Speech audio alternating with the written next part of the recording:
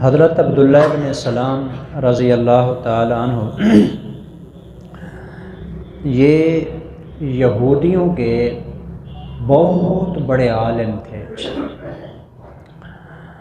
یہودیت پر بڑے مضبوط اور پکے تھے، لیکن یہاں اپنے ایمان لانے کا واقعہ بھی ذکر فرما رہے ہیں، اشارہ دے رہے ہیں، اور ساتھ ساتھ ایک کمال درجے کی بات ہے جو اس حدیث میں بیان کی جا رہی ہے۔ سب سے پہلے ہم ان کا وہ حصہ پڑھیں گے کہ جس وقت وہ اپنے ایمان لانے کی طرف اشارہ فرما رہے ہیں، کیسے مسلمان ہوئے جی۔ فرماتے ہیں کہ لما قادم النبی صلی اللہ علیہ وسلم المدینہ تھا، جب نبی کریم صلی اللہ علیہ وسلم مدینہ منورہ تشریف لائے، تو میں بھی گیا، بار بار مشہور کر رہے تھے لوگ، کوئی کہتا تھا جاء محمد صلی اللہ علیہ وسلم، کوئی کہہ رہا تھا جاء رسول اللہ، جاء النبی صلی اللہ علیہ وسلم، مختلف لوگ، مختلف بچے، مختلف بچیاں مختلف باتیں کر رہی تھیں۔ کوئی کہتا ہے کہ ہمارے شہر میں محمد تشریف لائے، کوئی کہتا ہے کہ رسول اللہ تشریف لائے، کوئی کہتا ہے کہ نبی اللہ تشریف لائے۔ فرماتے ہیں کہ شور شرابہ جو میں نے پہلے بھی سنا ہوا تھا، میں بھی نبی کریم صلی اللہ علیہ وسلم کے پاس آ گیا۔ یہ پہلا دن ہے نبی کریم صلی اللہ علیہ وسلم مدینہ منورہ تشریف لا رہے ہیں ہجرت فرما کے، ربیع الاول کا مہینہ تھا۔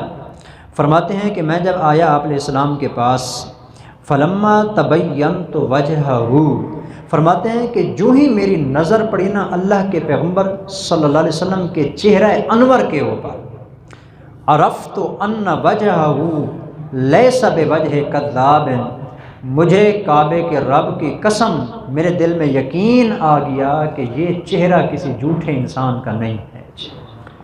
صرف چہرہ دیکھا نبی کریم صلی اللہ علیہ وسلم کا، بھی بات نہیں ہوئی، گفتگو نہیں ہوئی، صرف نبی کریم صلی اللہ علیہ وسلم کے چہرے پہ نظر پڑتی ہے۔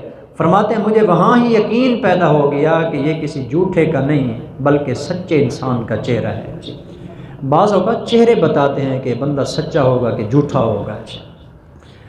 تو یہی وجہ بنی۔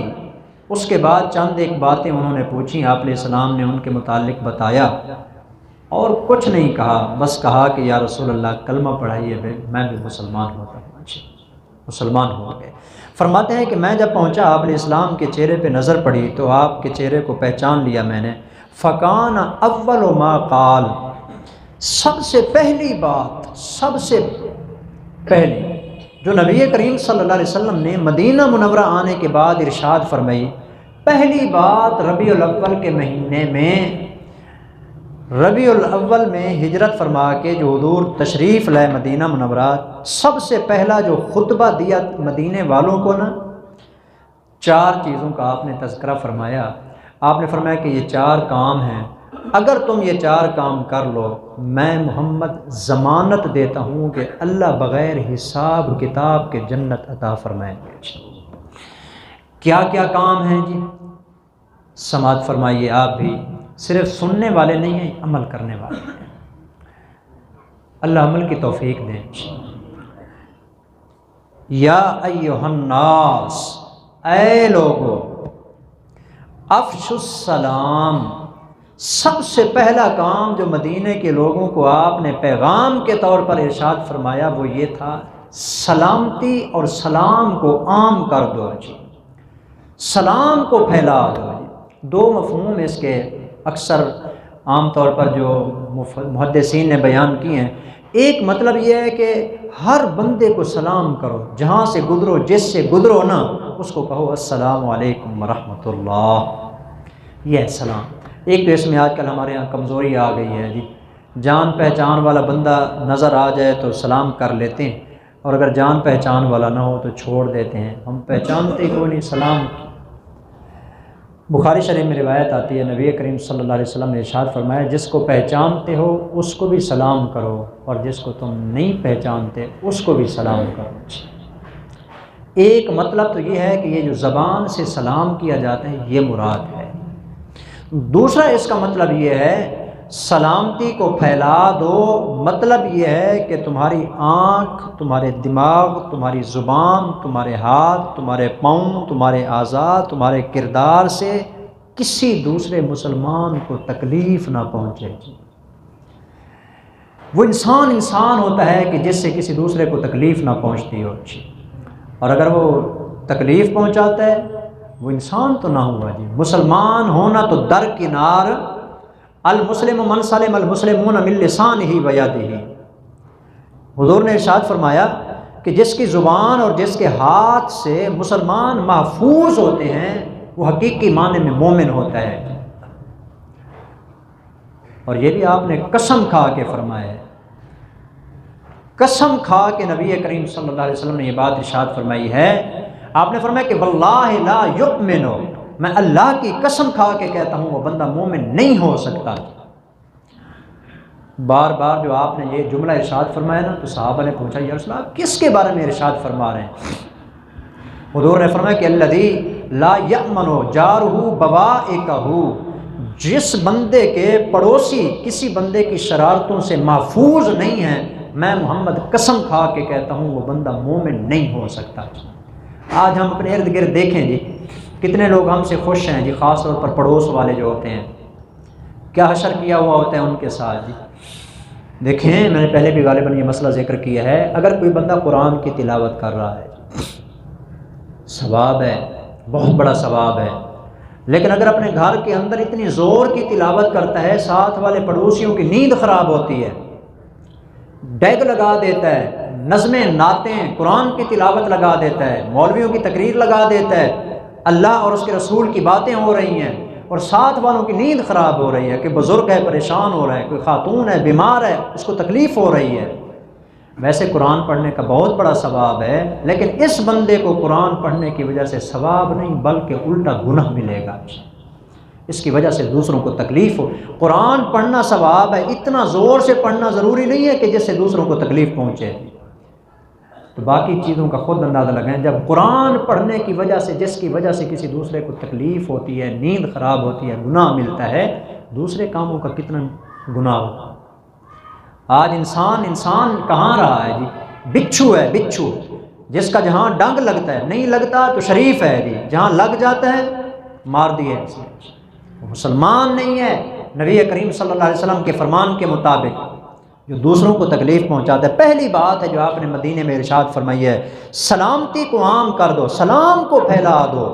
مطلب یہ کہ زبان سے بھی سلام کرو، اپنے وجود سے بھی سلامتی کو پھیلاؤ، تمہارے وجود سے کسی دوسرے مسلمان کو تکلیف نہ پہنچے۔ دوسری بات آپ نے فرمائی وَأَطْعِمُ الطَّعَامَ، اور کھانا کھلاؤ۔ کس کو کھلاؤ یہ نہیں بتایا، بے شک کسی کافر کو کھلا دو اگر ضرورت مند ہے۔